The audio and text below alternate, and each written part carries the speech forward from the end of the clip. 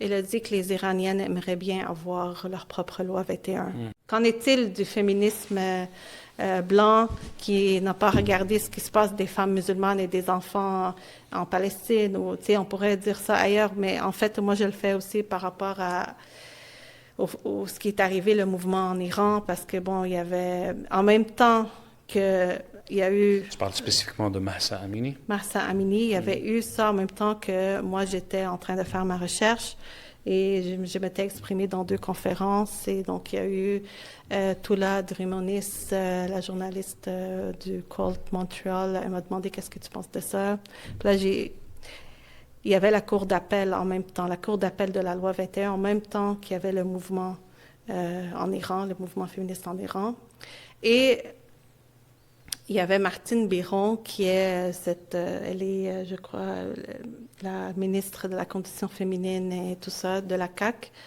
Elle a dit que les Iraniennes aimeraient bien avoir leur propre loi 21. Alors, c'est ça que la journaliste m'a demandé, qu'est-ce que tu penses de ça?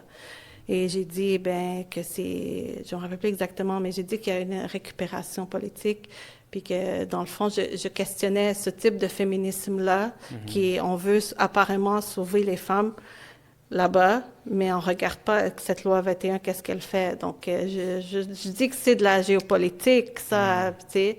Puis le fait que elle dise ça en plein milieu d'un contexte où il y a la cour d'appel de la loi 21, donc elle essaye de jouer encore dans le discours public, et donc c'est très malhonnête. Jouer sur les contradictions, dans le fond, exactement. Hein?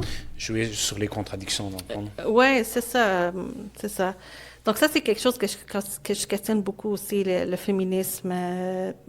Je me considère en tant que féministe, je travaille pour le droit des femmes, tu vois, mais est-ce que ma perspective, elle va être légitimée dans un contexte de féminisme blanc? Non, moi, mon féminisme, il est décolonial, il est antiraciste, c'est un féminisme musulman, tu vois.